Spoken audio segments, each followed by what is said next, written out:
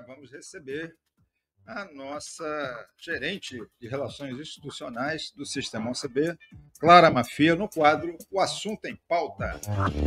O Assunto em Pauta. Boa tarde, Clara. Como vai, minha amiga? Tudo bem?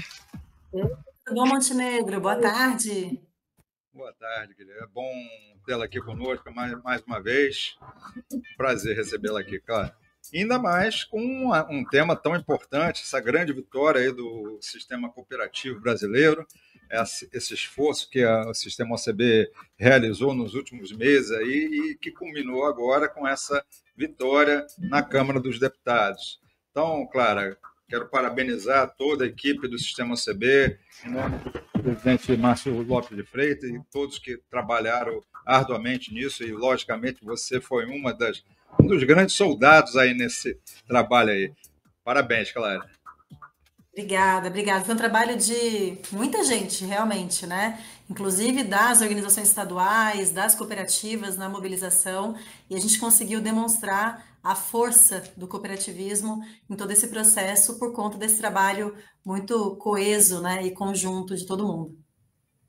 Exatamente. É algo bastante simbólico, né, Clara? Não apenas demonstrar a importância do pleito em si, né, com todas as suas nuances, todos os tópicos que foram debatidos e justificados, mas a força de um movimento. Acho que isso aí é o que simboliza mais o trabalho que foi feito, né, Clara?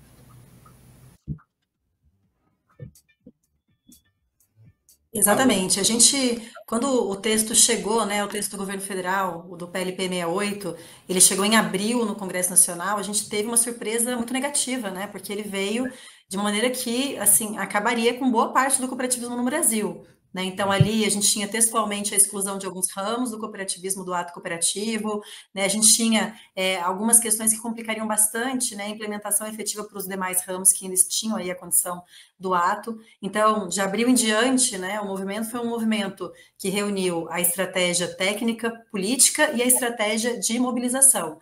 E o que fez certamente a diferença é histórico o trabalho, e é importante a gente registrar isso, porque o que fez diferença foi a gente ter tido a capacidade de demonstrar com uma mesma narrativa, com o mesmo pedido, com os mesmos materiais, que a gente... né, sumiu o seu áudio, Clara.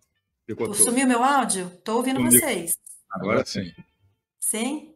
Vou falar novamente, eu estava comentando o quanto foi importante para a gente, né, saindo desse cenário tão complicado em abril, a gente fazer um trabalho que passasse por uma estratégia política, técnica e essa estratégia de mobilização, né, de demonstrar que a gente estava falando a mesma coisa, né, isso faz muita diferença, a gente conseguiu construir uma narrativa única para o cooperativismo, apesar, claro, de pleitos diferentes entre os diversos ramos, né, mas estava todo mundo falando a mesma língua, usando o mesmo material e demonstrando que o cooperativismo, apesar de ser grande, é muito coeso, né, tá todo mundo ali pedindo a mesma coisa. A gente fez o levantamento, né, de alguns números muito importantes. Por exemplo, na Câmara, no primeiro momento ali da votação, até em julho, a gente enviou todas as cooperativas do Brasil 16 mil ofícios, né, para os deputados, né? A gente chegou em 350 deputados dos 513.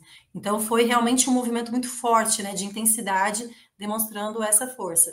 E aí conseguimos, avançamos na Câmara, né, naquele primeiro momento, ficaram algumas questões para avançar no Senado, avançamos no Senado, e aí até destacar em especial a situação das cooperativas operadoras de plano de saúde, né, que era o grande pleito que a gente tinha ali no Senado, conseguimos avançar, e aí, finalizando esse processo, né, com a aprovação essa semana, da redação final ali na Câmara, mantendo, inclusive, os avanços do Senado. Então, foi uma trajetória muito bacana, de muita coesão entre todo o cooperativismo brasileiro e que certamente entra na história, né, do nosso movimento aí, do nosso processo.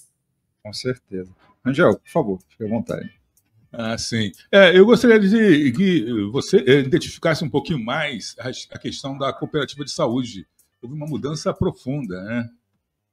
Com certeza. Não, então é o seguinte, né? As cooperativas, especificamente as operadoras de plano de saúde, né? Então, eu não estou falando de todo o cooperativismo de saúde. Tá. Né, mas as operadoras de plano de saúde, elas tinham ali no texto da reforma duas situações, né? Então, enquanto cooperativa, poder ter a não incidência tributária, né, no repasse da cooperativa para o cooperado, enquanto operadora de plano de saúde, poder fazer a dedução, né, desses honorários médicos ou de dentistas, né? O que estava acontecendo o texto original não permitia que as cooperativas pudessem ter ao mesmo tempo o regime do ato cooperativo e fazer a dedução dos honorários, né, de médicos ou de dentistas. Então, a gente saiu do zero. Na Câmara, foi possível avançar para garantir pelo menos a dedução de 50% desses honorários, e no Senado, e aí junto com o trabalho, né, muito na linha de frente da Unimed, o sistema Unimed esteve muito forte, especialmente a Unimed do Brasil, muito forte na liderança dessa questão. Então, no Senado foi possível chegar e concretizar de que a gente também poderia ter a dedução integral desses honorários, como as demais empresas, né, operadoras de plano de saúde. O que estava acontecendo é que a gente tinha uma situação desvantajosa em relação às demais empresas que são também operadoras de plano de saúde. Mas agora, né, o resultado final é um resultado que coloca a gente, então, em igualdade nessa possibilidade de dedução desses honorários. Excelente, Clara. Agora, diante desse cenário, como ficou o ramo agro em relação a todos esses pleitos que foram apresentados? O ramo agro ficou bem bacana também, né? Assim, a gente, na visão geral, né, a gente conseguiu garantir duas coisas muito importantes para o ramo agro. Um é que o aproveitamento de crédito das cadeias anteriores fosse mantido, aquilo que estava previsto na Constituição. Então, a gente conseguiu garantir lá na Constituição essa previsão. No projeto original não vinha, né, essa perspectiva de aproveitamento de crédito. Então, apesar da gente ter o ato cooperativo, ter a não incidência, né, na cooperativa com o cooperado, a gente também queria poder aproveitar. Por quê? Porque o cooperado produtor rural, ele tem créditos ali da aquisição de insumos, de tratores, enfim, né, que ele fez no mercado. Então, a cooperativa vai poder aproveitar esses créditos e dar sequência na cadeia. Isso foi bastante importante. E também o tratamento específico do cooperado não contribuinte, porque o produtor rural, no texto da lei, se ele, né, tem um faturamento de até 3,6 milhões ao ano, ele pode ser não contribuinte desse tributo.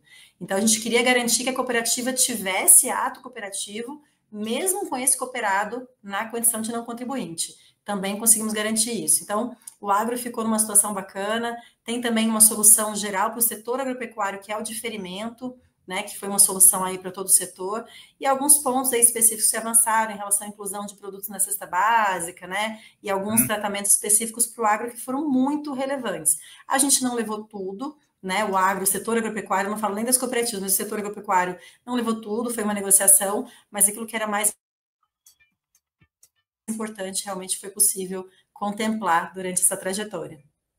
Sim, tem muitas questões envolvidas aí no agro, principalmente aquela questão da tributação na fonte, a tributação lá no destino. Sempre essa é uma questão antiga aí que vem sendo debatida, que acaba influenciando também, né, Cláudia? Perfeito. E agora a gente tem uma mudança muito radical, né, no nosso sistema tributário, porque no final das contas, com esse modelo, a gente está falando que quem vai pagar efetivamente o tributo é o consumidor final, né, porque é um sistema de débitos e créditos ao longo da cadeia, né, por isso é tão importante para a gente manter essa cadeia de crédito, né, na passagem na cooperativa, e no final quem está pagando efetivamente o tributo é o contribuinte final. Mas é uma questão de competitividade, né, para as cooperativas em especial, se manter nessa cadeia, por quê? Porque na venda do produto, você vender esse produto repassando o crédito é fundamental para você se manter competitivo naqueles setores em que você está inserido. Então, é interessante, a gente vai ter um processo, acho que é importante comentar isso, né, um processo de transição que é longo, ele inicia em 2026, mas ele finaliza em 2033.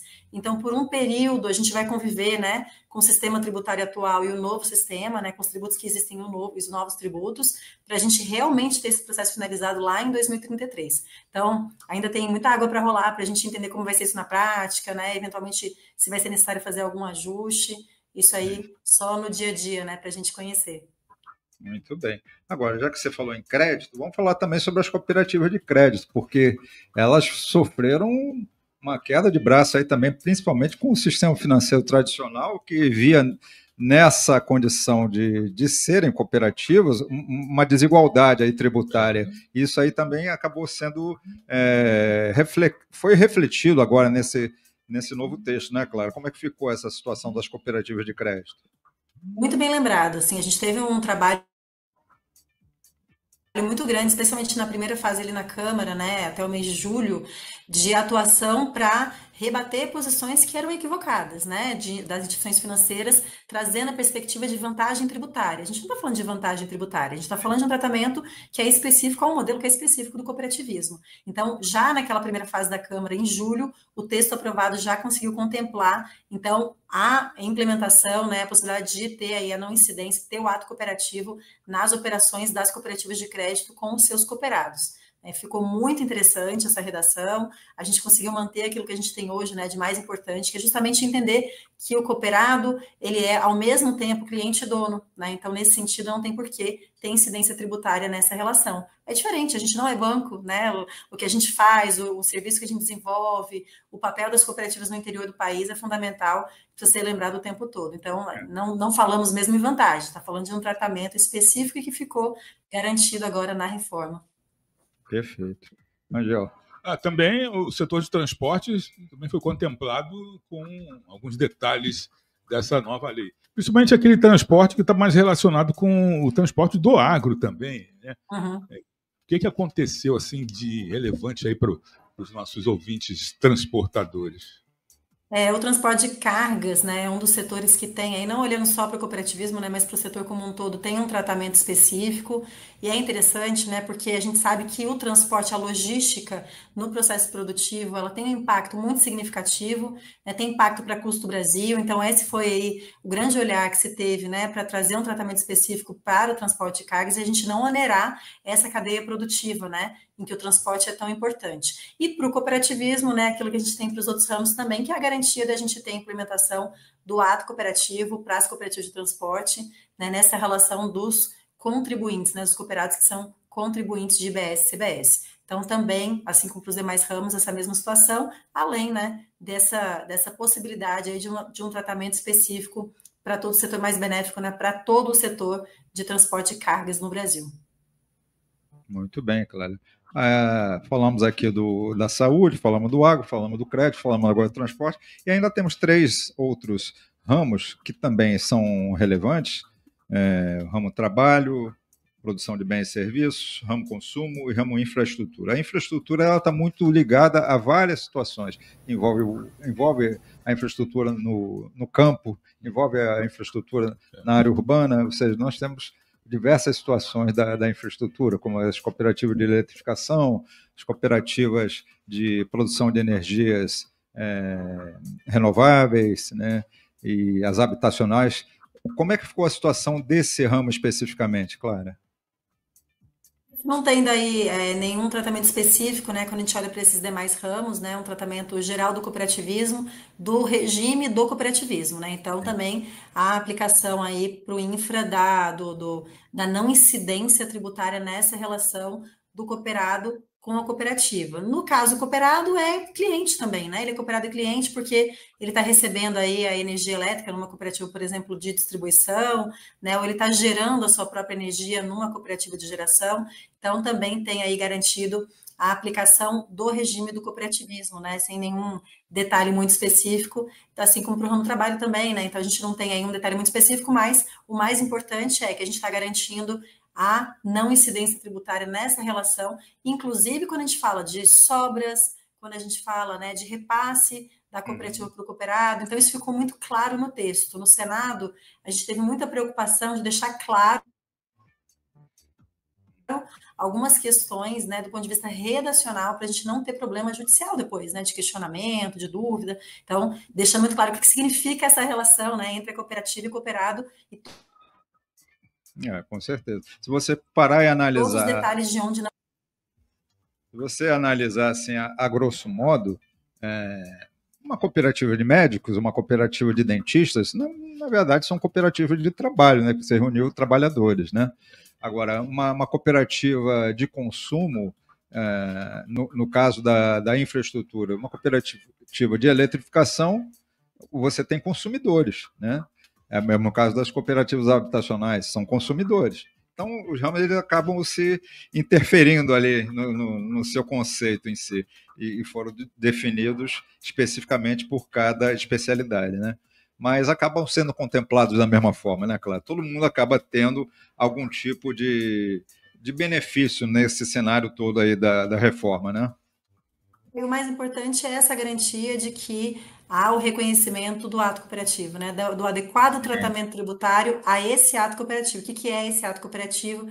É justamente essa relação que é interna, né, entre a cooperativa e o cooperado. Então, isso ficou muito claro na Constituição, ficou muito claro agora no projeto de lei que regulamenta a reforma tributária, e é uma vitória, um avanço importante para a gente, para dar segurança jurídica para as cooperativas nessa mudança tributária tão significativa, né? Muito bem. Rangel, mais uma perguntinha aí? Tem as cooperativas de seguro também, que Essa foram grande contempladas novidade. no dia 17, né? Isso aí é uma grande novidade. Você também acompanhou esse processo, né, Clara? Perfeito. Essa semana foi uma semana de grandes emoções por aqui, né? Que a gente teve a votação final da reforma e conseguimos avançar, né, com a aprovação do projeto de seguros no Senado. Esse é um projeto que a gente estava discutindo há 8 anos, né? A gente vinha num debate há 8 anos, é muito tempo, né? Ele perdeu um pouco de força, né, durante um determinado um período ali desses 8 anos, mas nos últimos 2 ou 3, principalmente, a gente ganhou muita força na negociação com o Poder Executivo. Então, foi muito interessante que a gente teve a oportunidade de discutir diretamente com o Ministério da Fazenda, com a SUSEP, né, que é o órgão regulador de seguros no Brasil, para a gente conseguir chegar num texto que fosse um texto possível, né? Claro que quando a gente está em negociações, né, não é o texto ideal, é o possível, é uma entrada importante. As cooperativas podiam fazer seguros, né, de acordo com o decreto-lei, mas em seguros muito específicos, né, e, assim, vamos falar pouco relevantes no total do que é o seguro no Brasil. E agora a gente vai poder atuar basicamente em todos os ramos de seguros que a gente tem uma pequena exceção, mas é muito específica, então a gente vai poder atuar em basicamente todos os ramos de seguros. E o que é legal, né, quando a gente olha para o mundo, as cooperativas de seguros são muito relevantes, né? Em vários países elas têm liderança, né? Tem a maior parte do share de seguros naquele país, na Argentina, na Inglaterra, nos próprios Estados Unidos, na França. E aí, quando a gente olha, a gente vê o grande potencial que a gente tem com a aprovação dessa lei, né? De ter aí um novo segmento econômico para o cooperativismo, que talvez daqui a pouco fique do tamanho, por exemplo, do cooperativismo de crédito, né? Então, realmente tem um potencial enorme, porque o setor de seguros movimenta bilhões de reais no Brasil, né? Com toda certeza. Então, teremos um 2025 bastante prolífico, né? Exato. Vai ter bastante novidade e, não menos importante, acho que até bem mais importante do que tudo, vai ser, mais uma vez, o Ano Internacional das Cooperativas. Então, vai ser em ótimo momento ter todas essas novidades acontecendo em 2025, não é, Clara? Com certeza, a gente está aqui muito animado para o Ano Internacional, já com todo um planejamento de ações para a gente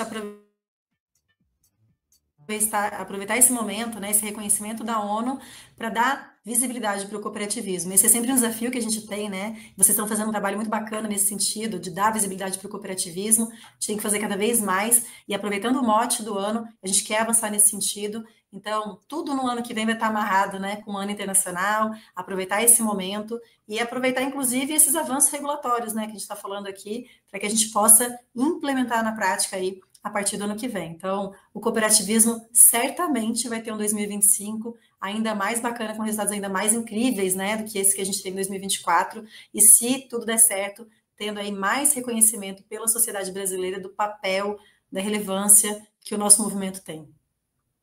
Muito bem. Meus amigos, tivemos aqui a honra de conversar com Clara Mantilla, gerente de Relações Institucionais do Sistema OCB, trazendo essas belas novidades aí do cooperativismo e a conquista na Câmara dos Deputados, o texto que agora vai para a sanção presidencial, e não tem por que o nosso presidente mexer em nada, porque está tudo perfeito, está justo e perfeito, Clara. Obrigado por sua participação, minha amiga. Tudo de bom para você, tá? Feliz Natal. Feliz 2025 e que tenha muito sucesso e que nos tragam boas notícias na sua próxima vinda aqui ao programa Copo Café. Tá ótimo, obrigada, Feliz Natal e que 2025 seja ainda mais próspero para todos nós. Assim que... Até mais, pessoal. Obrigado, tchau.